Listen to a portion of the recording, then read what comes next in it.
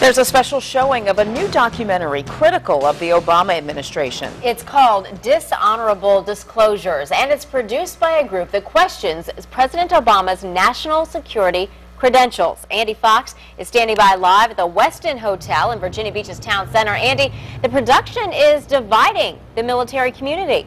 It certainly is. Those that support President Obama quickly coming to his defense. This is the Westin. The gathering begins at 6. The showing of the 22-minute documentary begins around 6:30. But right now, the president's supporters are saying this, that the documentary is grossly unfair, perhaps unpatriotic, disrespectful of the office of the presidency and the office of the commander-in-chief.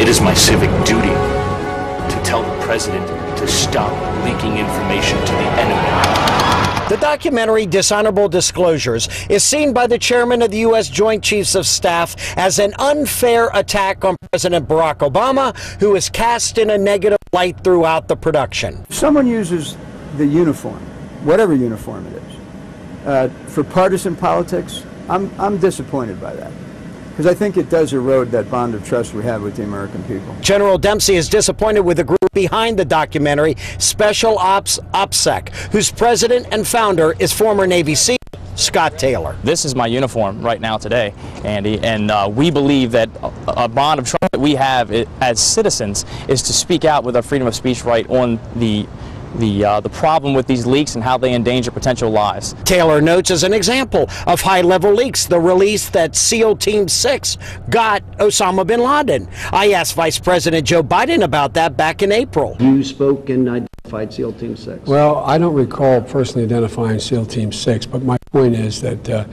less we talk about the specifics of any of the teams, the better. You yourself interviewed Vice President Joe Biden, who said, I don't know if I would have said that, which he obviously did. It's on camera.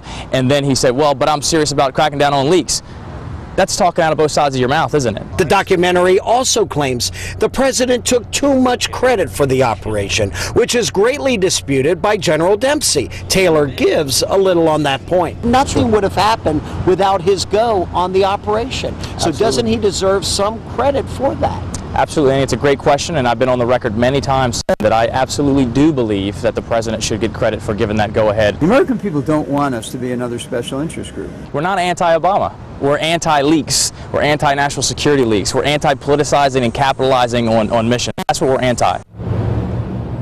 Yeah, and this entire story is just another example of how heated this presidential campaign is. The Obama administration and the campaign put out emails taking each one of the disclosures, proving why it's false, quickly responding to this story, and it's all going to unfold this documentary at 6:30 here at the Westin. Now go to our website at wavy.com and we will give you a link on how you can see the 22-minute documentary. But guys, it certainly is another example of how revved up this presidential campaign is. Back to you. All right, Andy Fox, thank you. A first-hand